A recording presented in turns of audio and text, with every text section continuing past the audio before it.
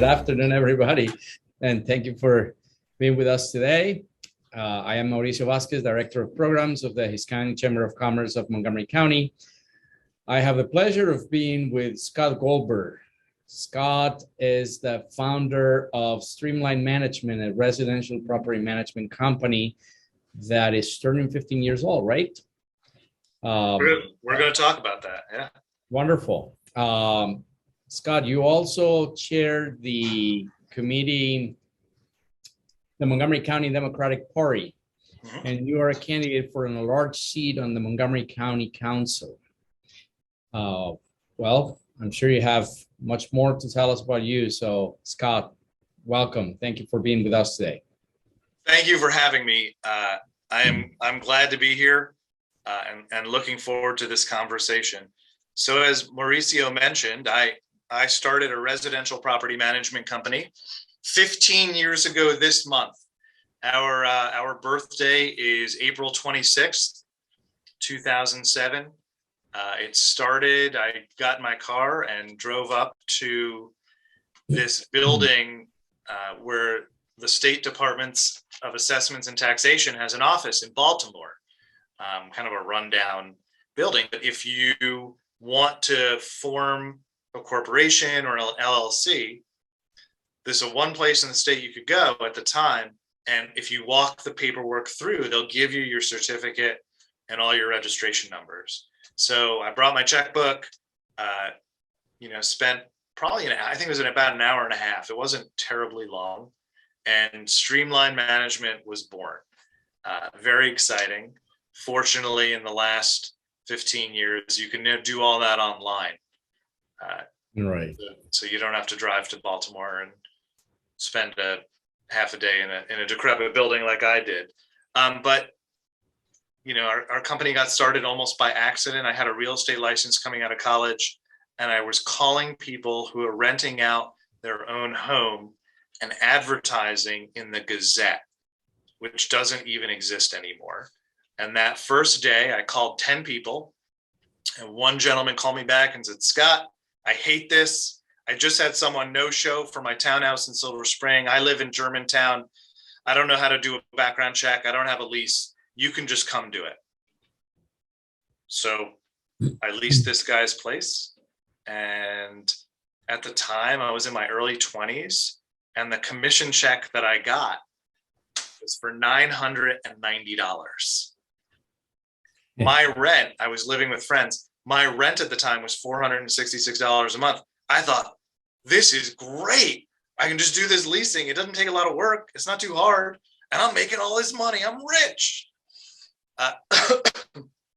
So got a reputation in my office as the guy who does leasing.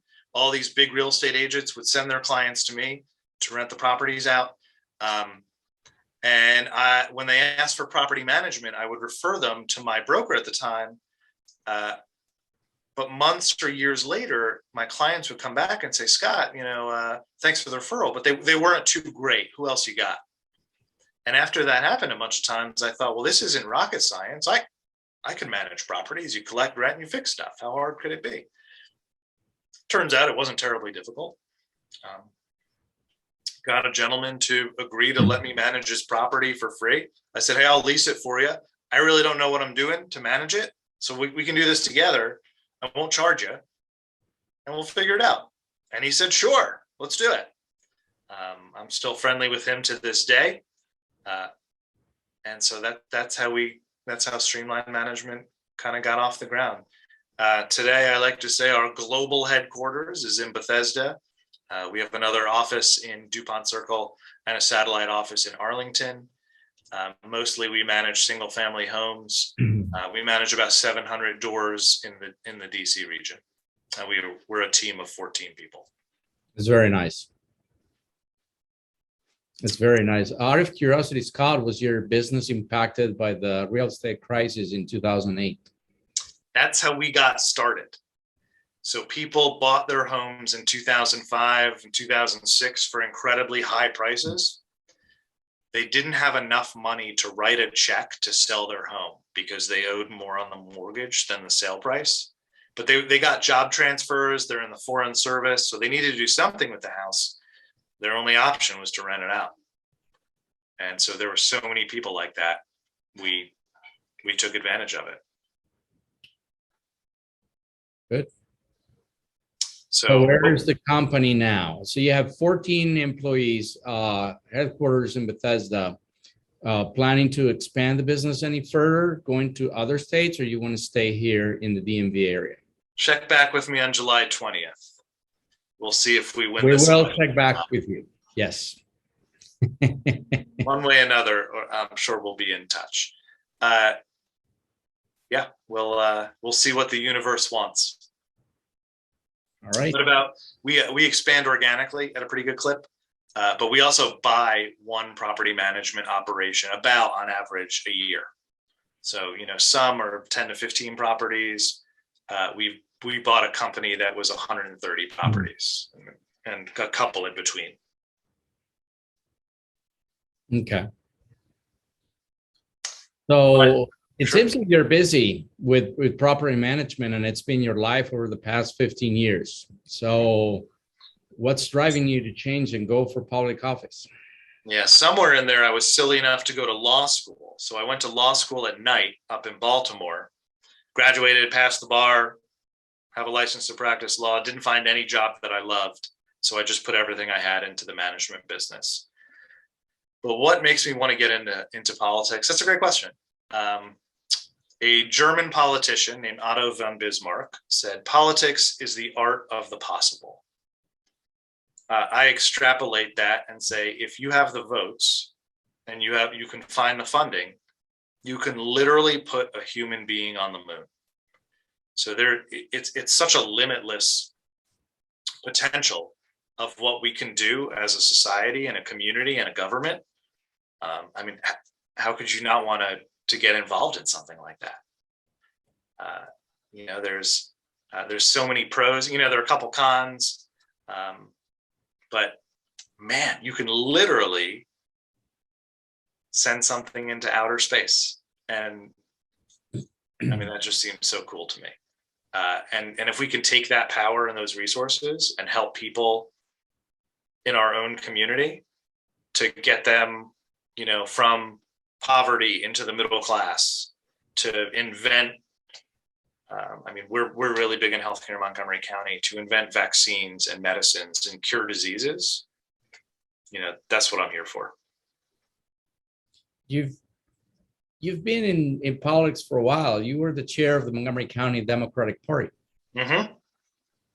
Tell us a little bit about that experience, and how did you get involved with the Democratic Party and ended up being the chair of the of the whole party here in Montgomery County? Sure. So I got dragged into party politics at a very young age by my dad. He would always take me around to register people to vote.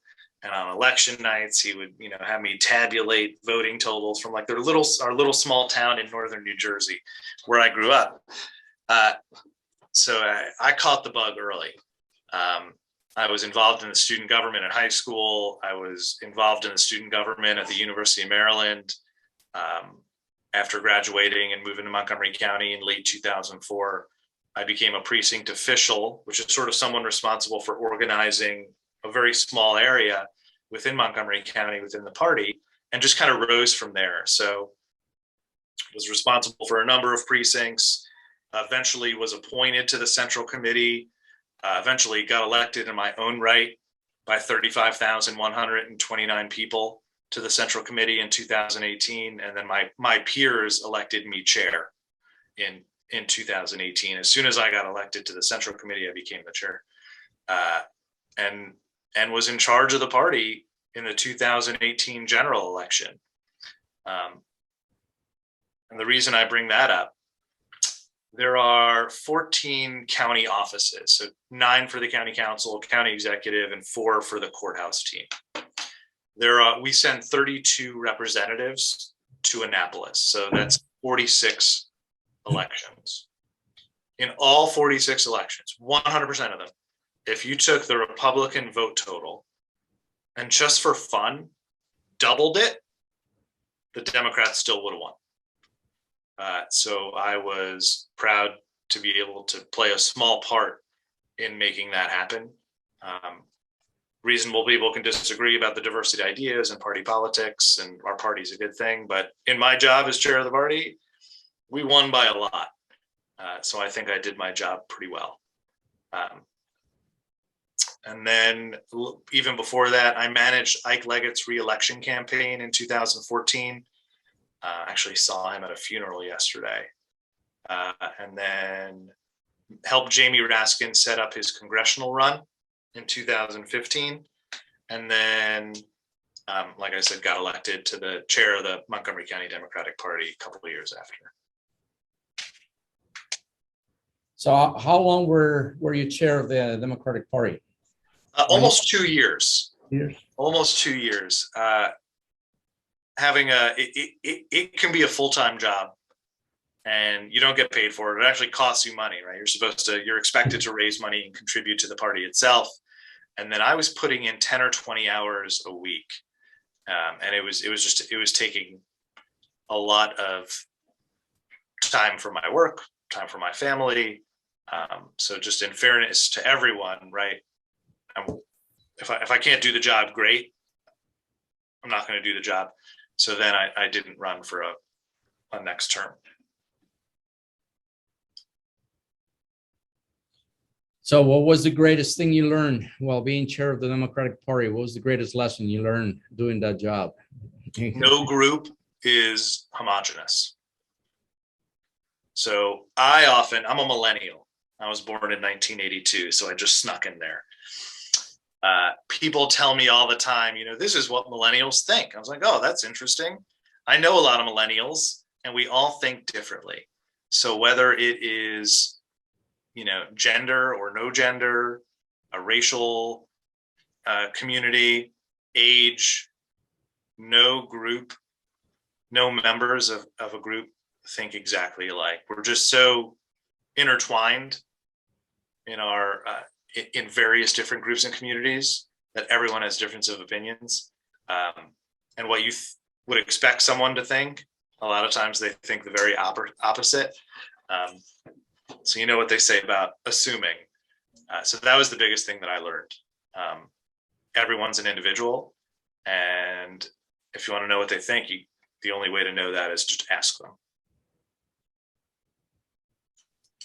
Do you see the millennials heavily involved in politics and voting here in Montgomery County?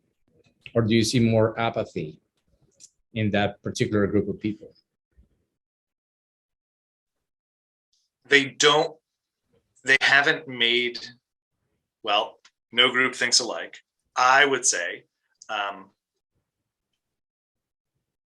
young people haven't connected the importance of government and how much it affects them, right? So if they're living somewhere and they need to take the metro, and metro is not run very well, and their train is not reliable, they might not see how electing someone who appoints the Maryland and Montgomery County members to the Metro Board, who are going to choose the general manager in a couple months when Paul Wiedenfeld retires at the end of June, what that means. Maybe they see student debt, but maybe they're not questioning, why does college cost so much anyway? Why are we not investing more resources in public universities so that tuition is low to begin with? When I went to the University of Maryland, I was out of state. Tuition freshman year was $11,800. 4 years later, because of budget cuts to the university, it was $17,400. There's a 54% increase in 4 years. Wow. That's a lot. It's a lot. That's a lot of money. And people don't realize it's because the governor just said, hey, we're not going to give as much money to the University of Maryland. You guys have to charge people for it. Because young people don't vote in as great numbers as, people who tend to pay more of the taxes. How can we educate, or how can we promote voting and active participation among this group of people? The reason I'm interested is because, as you say, no group thinks alike, but we've seen the same or a very similar pattern with the Hispanic population, that there tends to be some sort of resistance to participating in public forums and voting. They think it doesn't matter who you vote for, the result is the same in the end, those kinds of things. We had, when I was managing Ike's campaign, we had an event with Iranian Americans. Really beautiful thing, like people who were, not even first generation. They came here sometime after the Shah was deposed, and even more recently than that. And at the end, we were going to register them to vote. Out of about 40 people, guess how many registered? Maybe One. 10? One. Oh, one. Wow. We asked them, why don't you guys want to register to vote? Where they were from, if you're registered, you're on a list. And some people are on a good list, and some people are on a bad list. And if you're on the bad list, they know where you live. And maybe someone will come to your house and not be so nice. And I think that's true for a lot of countries where they don't have a vibrant democracy like we do in the United States, where maybe being on a list isn't a good thing. And they don't know that that's not what we do here.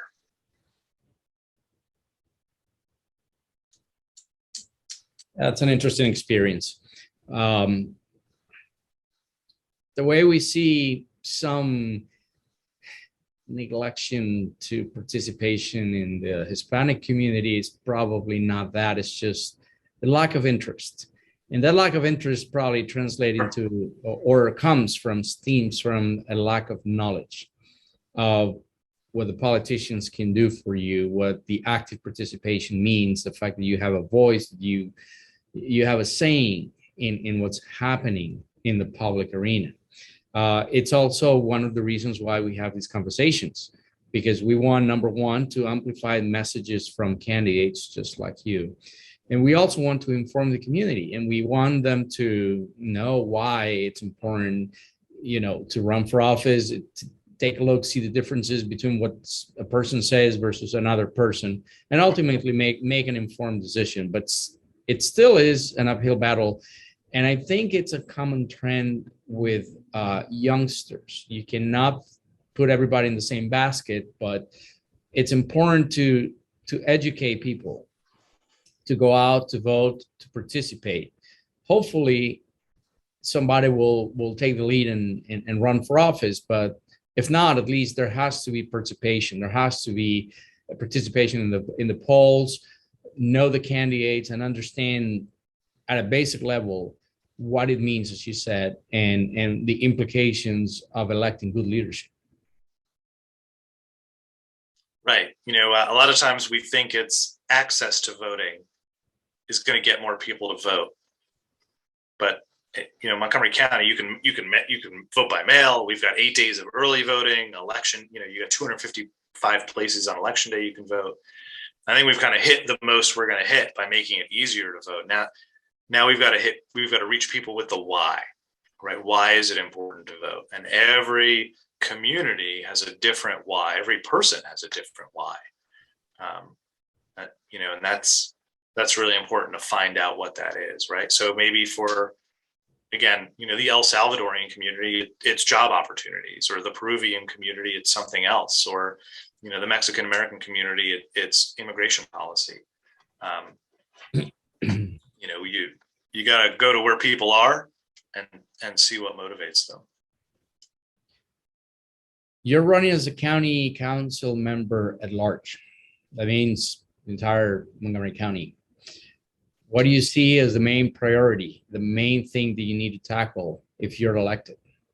And I'm not just saying this because it's the Chamber of Commerce. I talk about, people ask me like, hey, Scott, what would you consider a success? So I say, when my first term is over in December of 2026, when we're doing Christmas things together, we're celebrating Hanukkah together, a win for me would be three things.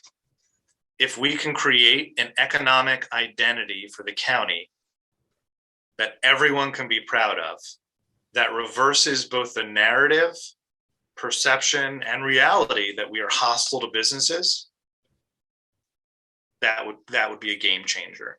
And I propose that we do it around, what's our brand? So if you think Under Armour, high quality sporting goods. If I were to ask you what is Starbucks brand, what would you say, Mauricio? What is a Starbucks brand? Yeah, like if I said Starbucks, tell me the first thing that comes to your mind. Coffee, lattes, mochas. Fancy coffee. Fancy coffee. Consistent too. True. If I said McDonald's, relatively inexpensive, consistent fast food. What's Montgomery County? I don't know. So I would build our brand around what I call Quad H: hospitality, Marriott, Choice, Host Hotels, dozens of others that support these businesses in the hospitality industry. By market value, Montgomery County is home to 50% of the nation's hospitality companies. That's pretty big.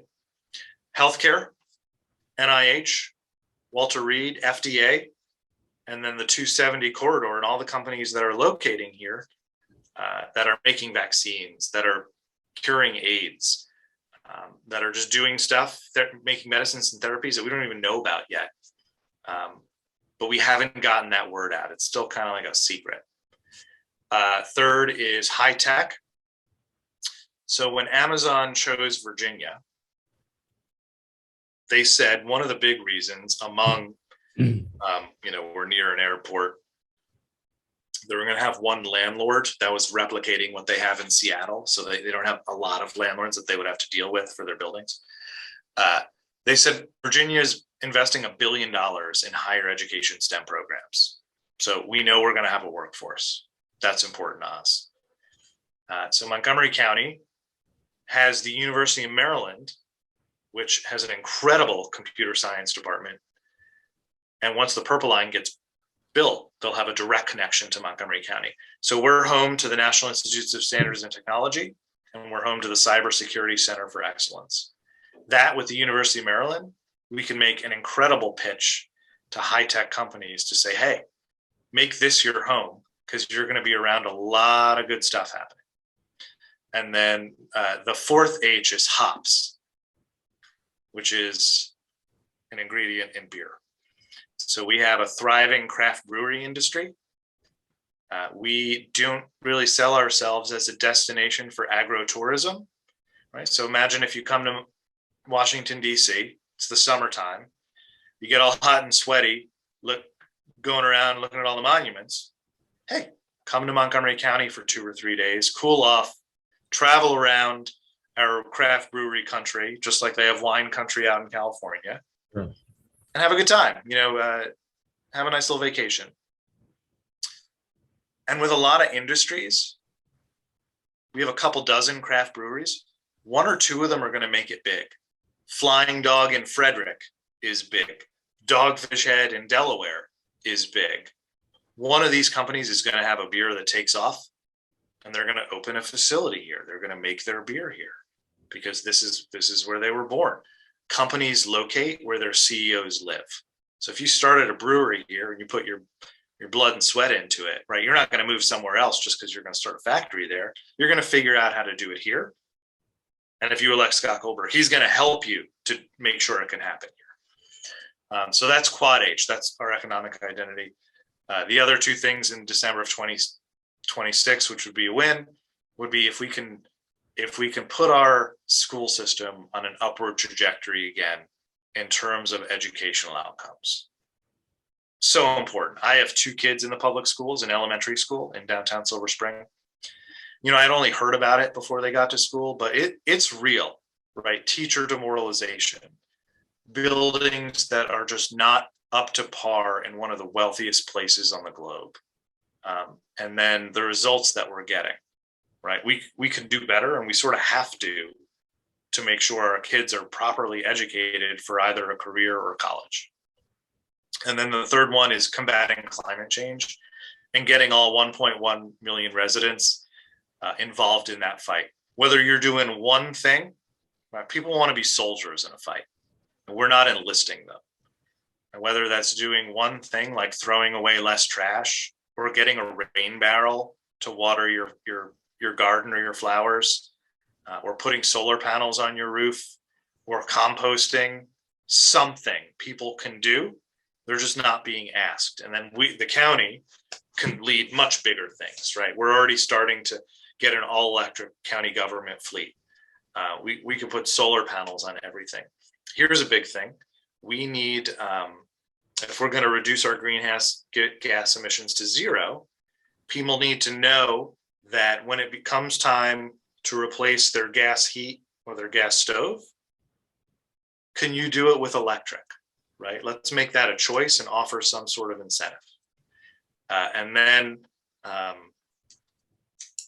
may they rest in peace, but we've had a couple apartment explosions.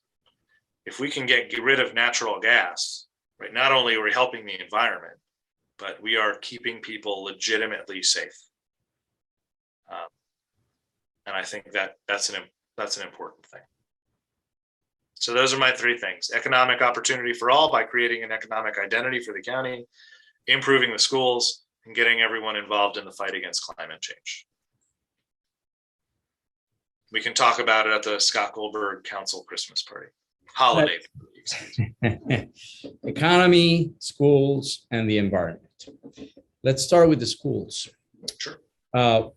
Which is an interesting description of the problem that you just gave us, because the county, almost 50% of the budget goes to funding education in Montgomery County.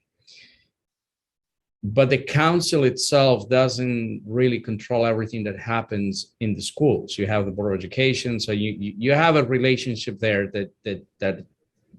that somehow needs to be worked out. It needs to be improved. So tell us more specifically what your plans are to improve education in Montgomery County. Is it going to be increasing the budget, going towards improving the schools? How do we approach quality of education from the council's perspective?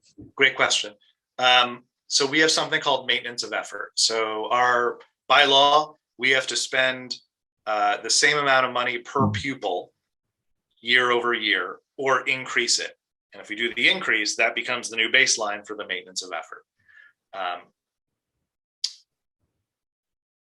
We need to figure out what improves educational outcomes and what reduces what's called the opportunity gap. So again, I hate generalizations, but on average, minority communities don't do as well as the white and Asian communities in the schools. How do we get everyone on the same playing field? And I would say, how do we get everyone as high as they can go? And I'll talk about my funeral at the end. If I forget, just remind me. Okay. So what can the council do? So we know that the most effective thing we can do is one-on-one tutoring, right? So if we know in kindergarten or first grade that a student's behind, you can almost predict that they're going to be behind their entire life. You've got to do early interventions with one-on-one and small group tutoring. So I would say, hey, Board of Education, we're gonna give you the money for maintenance of effort. If you show us a program that says you're going to do one-on-one tutoring in the worst performing schools in the county, we'll find money for that. Okay, we can do that. Another thing, I'm a political animal. People that get elected tend to be political animals. The Board of Education is elected. We can also find Board of Education, and typically they never have any money because there's no money in it. So someone who knows what they're doing can influence a Board of Election race.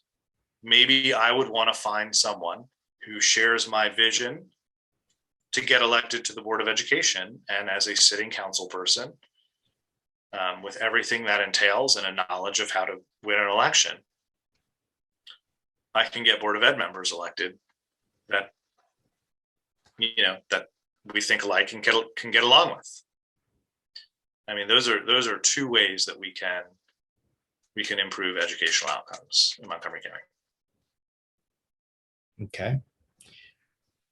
Then your second point, which was the first you mentioned, is economy. And you brought some good points about the biotech industry, the hospitality industry. What is your plan for the small business community? And by the small business community, I not only refer to the restaurants and the small shops that you find out in the streets, but there's plenty of business to business companies that are employing 5-10 people across Montgomery County. Matter of fact, almost 80% of companies in Montgomery County are small businesses. I've heard the number as high as 96%. Or something like 96% of all employees work for a small business as defined by 50 employees or less. And yet the county doesn't seem to be paying attention to those companies. I mean, we continue to have the flagship companies like the Marriotts and the Amazons and the NIHs out there. And I understand, because one of the main drivers of small businesses is the ecosystem that you have to build around the big businesses. But how can you, as a council member, support those small businesses and bring initiatives to maybe improve that ecosystem, to improve procurement with the county, and even with other contractors that are required to hire small businesses to do to work on projects here in Montgomery County? Right. So if you needed brain surgery and you asked me to do it tomorrow, you're going to die. Okay. If you need someone to be involved in the government and be responsible for building the economy, and you need me to do that, you're going to have more money to play with. Currently, I think there are 9 county council members. How many do you think have started their own business? I don't think the number resembles a bagel. 0. There's also only 1 attorney too, so that's another pitch I like. You get 2 for 1 with Scott. Good value, a lot of good value. So there's no one that can speak to the business community that has like their trust and speaks their language, right? We may all speak English or 6 years of Spanish that we took in high school, but don't really remember much. But no one that speaks, we don't speak business to each other. And anyone that has not been in business and you try and speak to the business community, they look at you very skeptically, right? So there's a trust issue with me there. Now, what I would do in the county is look at all the things we can do. So I would prioritize for small businesses, how does the county get out of the way? Number one. Are we asking them to do administrative tasks that are a waste of time, or the benefit is nowhere near the time we're asking the small business to put in for? In our industry, we have to do a lot of information gathering. We send them, the rent and all this other information, but it takes time to fill it out. It takes our office manager like a day to get Montgomery County all the information that they need for the properties that we manage here. That's a lot. There's only 250 work days a year, so that's 0.4%. That's 0.5% of our time, just working for free to get the county information. There are probably thousands of things like that to get out of small businesses' way, to give them more time to focus on whatever their mission is. And then number two, number one, we're getting out of their way. Number two, what can we do to help them? Right? So, Miss Business Owner, and there should be a comprehensive outreach effort through the chambers, outside of the chambers. What would you need? Is it something small like parking? Is it having a bus stop a block closer? Probably a million different ideas there that we can go. And a lot of them, I'm guessing, can be acted on. And some of them are going to be hyper local. And I bet some of them, so I talk to a lot of people that own properties in the county, commercial properties, and that develop properties. And they say, Scott, it's not so much the money or the taxes or anything, it's predictability. If we want to build a building here, compared to Alexandria or DC, or Arlington or Fairfax, we know how long it will be. It takes 18 months to build our building. And then, in DC, it'll be 2 years before we got all our permits and everything. And in Virginia, it's 18 months. In Montgomery County, we don't know. Right. So that's a huge variable. And there are developers, they have a finite amount of resources, but they have options. They can easily find pieces of land in any of these jurisdictions and choose to put their resources there. And more so, they are not choosing Montgomery County, even though they live here and even though their offices might be here. What about access to capital, which is one of the biggest hurdles for small businesses? Yeah, that's a good question. And that's something, and I'm sure we've had these conversations, but talking to both,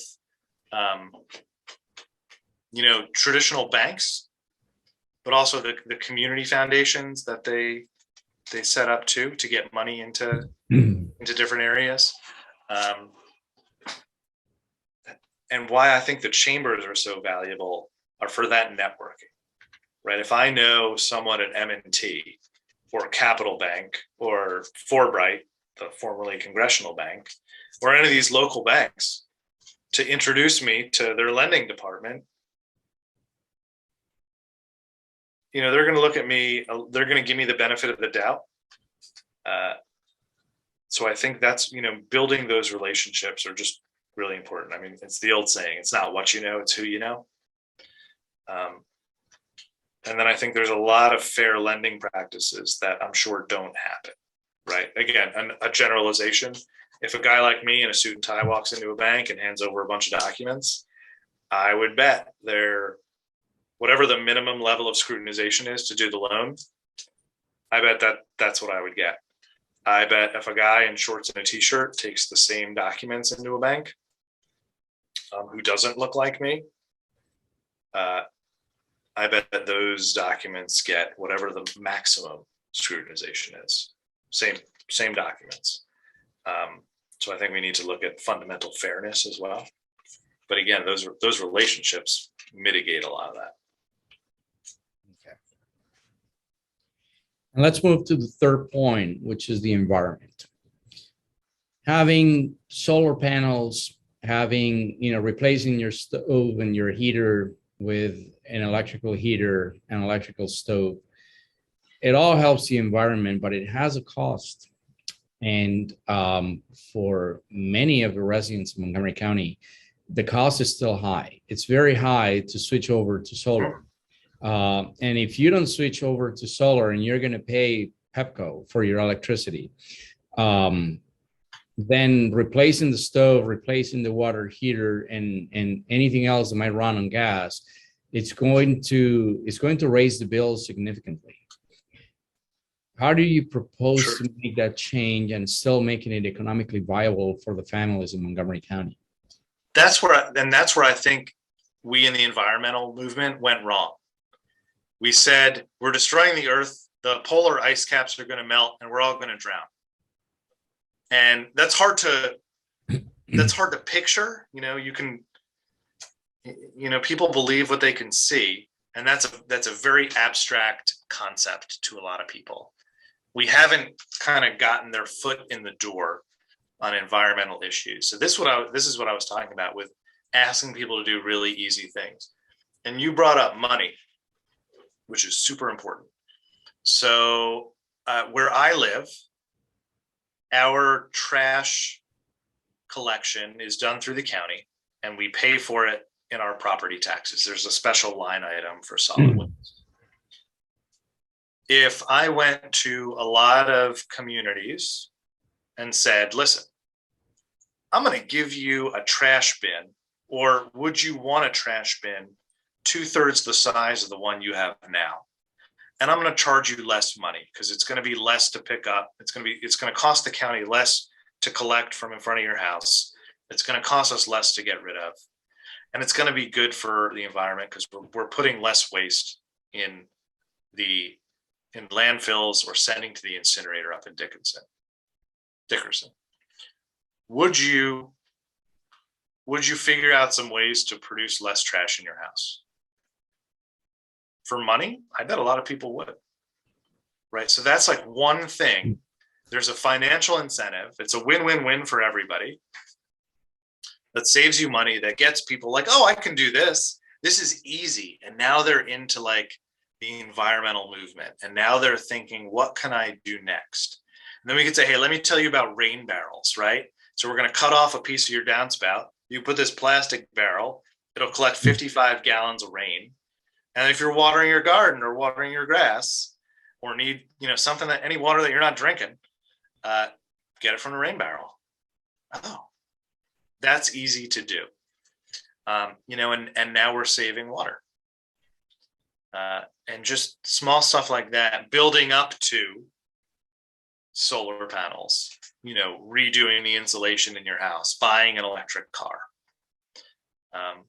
Just a lot of things we could do. And, I'm a proponent of keeping the buses free forever, fare free forever. That is good for the environment, especially when all the buses are electric. And that saves people money, especially at the lowest rung of the economic ladder, right? The saving that $1 every day or that $2 every day for the bus, big difference. And then that's how they're helping out the environment.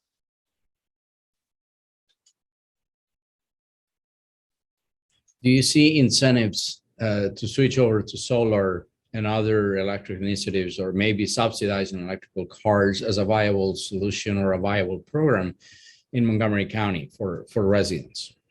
I think there are moderate things we can do. There's state and federal credits. I think it's like iPhones, right? The first iPhones were super expensive and not very good. We're getting into sort of the adolescence of electric cars. They're really nice. They can go over 200 miles on a charge, but they're still expensive. And I think as the new electric vehicles become used electric vehicles and the technology gets improved, they're going to be cheaper and cheaper, just in a free market world. They're going to get there. It's just going to take a little time. Okay. Well, we can have charging stations. We can have preferential parking, preferential road lanes for electric vehicles, right? That make it some sort of incentive, right?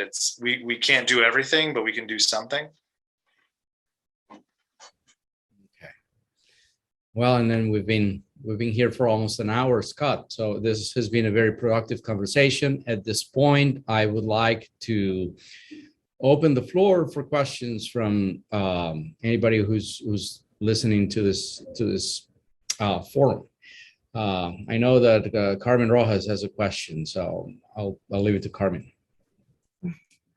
Yes, Scott, you talk about the schools, improvement of schools, but what are you thinking about the safety in the schools?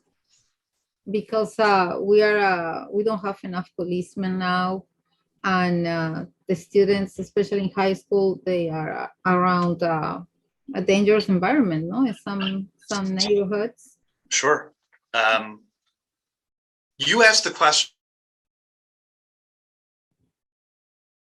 Live in. People ask me about school resource officers, and they don't ask about safety. School resource officers, just forgive me if I'm telling you something you already know, are police officers in schools. Do I think fully armed, fully uniformed police officers should be in schools? I do not. I want to be clear about that. Do I think a law enforcement officer who is in a light uniform, so a polo shirt or a sport jacket and khakis, should be in a school with a radio, maybe some other supplies, not a weapon, and has specialized training in adolescent and child populations? I don't find that unreasonable.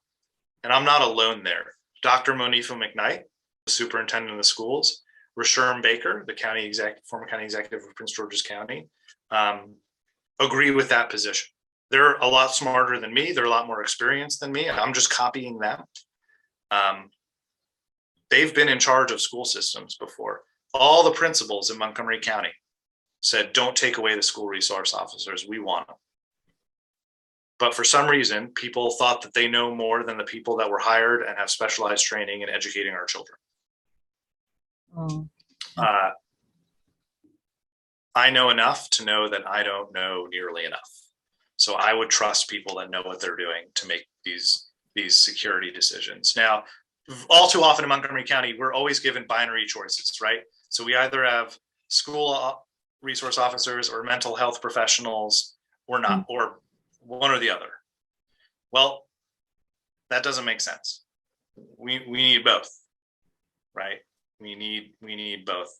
And as long as graduate schools and doctoral schools are not producing enough mental health professionals, my wife is a therapist. She has a therapy practice. She, before the pandemic, worked half a day in a middle school, half a day in elementary school with students. So we know a little bit about this. We, the county and the state, need to go upstream to Howard University, Catholic University, the University of Maryland, to expand their programs for masters in social work, all the different programs that lead to be therapists, psychologists, psychiatrists. We need more of it. And we can figure it out, right? As I said in the beginning, we can land a human being on the moon. We can figure this problem out too. We just need to we need to continue to make common sense, reasonable decisions. Yeah, right. Thank you.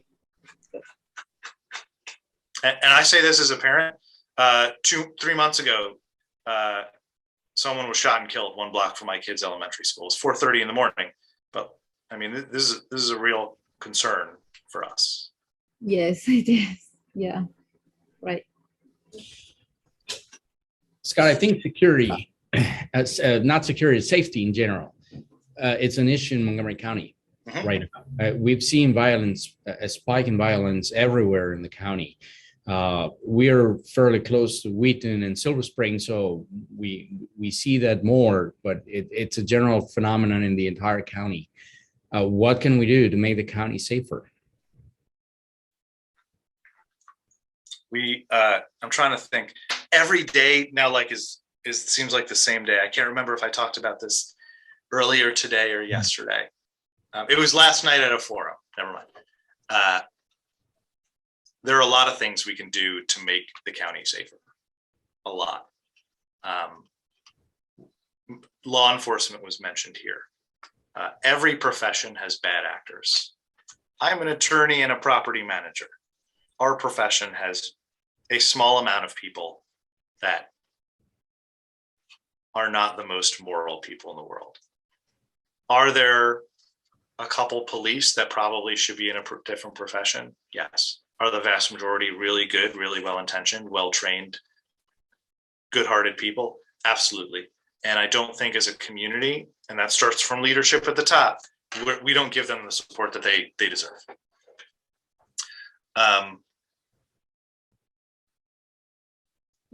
Our salaries are not competitive for police officers. There are a lot of things that we can do. We are losing the number of police officers. So more people leave the police force than are in our recruitment classes, right? I'm not great at math, but that's not a good thing. A lot are actually trying to transfer to the fire department, which is interesting, right? So they're staying in government service and they're just doing a different job. We need to work with our regional partners. A lot of people are coming to Montgomery County and doing bad things, and they're not from Montgomery County. So working with Virginia, Frederick, Howard, Prince George's, DC, right? There needs to be some regional collaboration here. And that's starting to happen.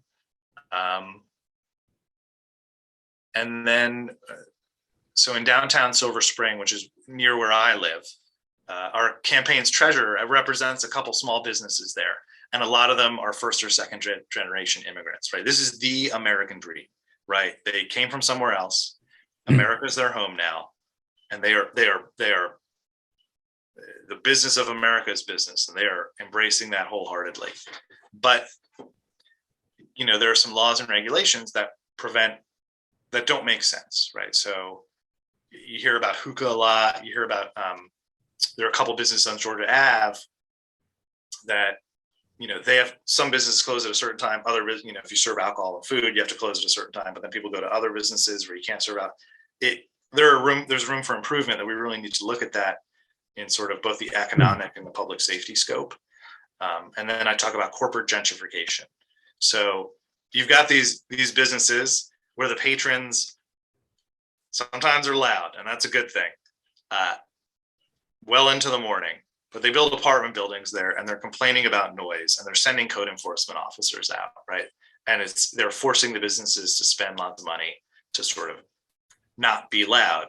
But people are moving into a vibrant, diverse downtown area, and it's almost unfair to make these businesses expend. They were there first to expend these huge amounts of money. So lots of opportunity for improvement, and it starts with having conversations with lots of people. And if I've learned nothing else in business, you can learn a lot by listening to people. You've got 2 ears and 1 mouth. Use them in that proportion.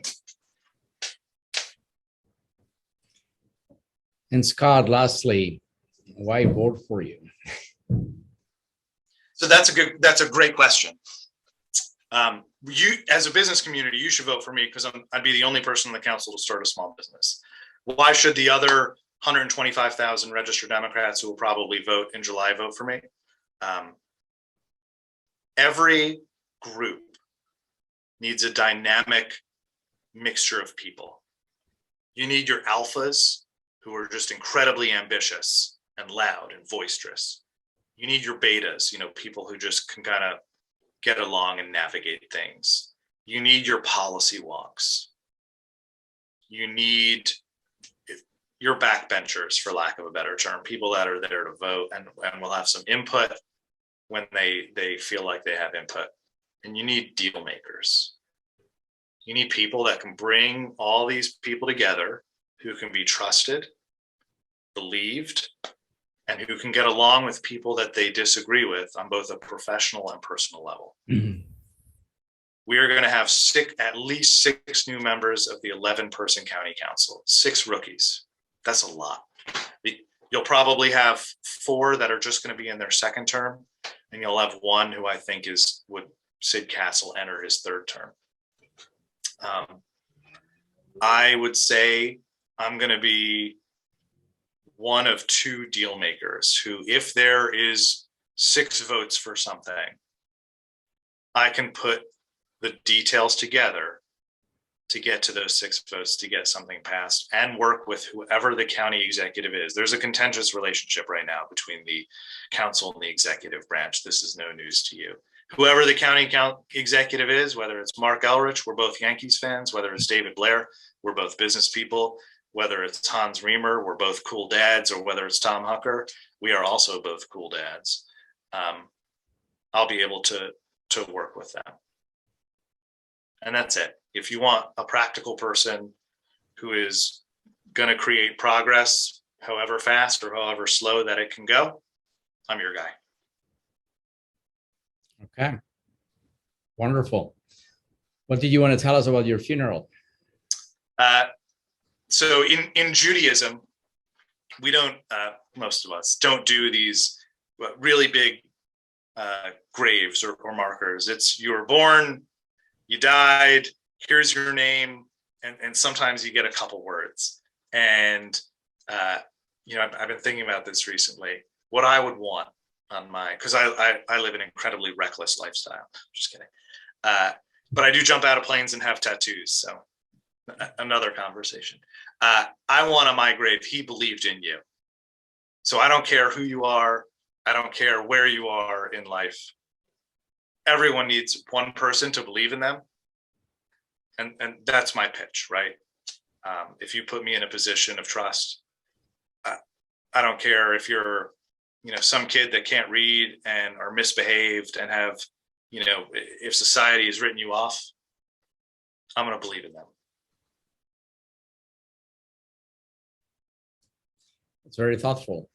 Thank you for sharing that with us. Sure. And Scott, well, we wish you the best. We will be paying close attention to July 19th.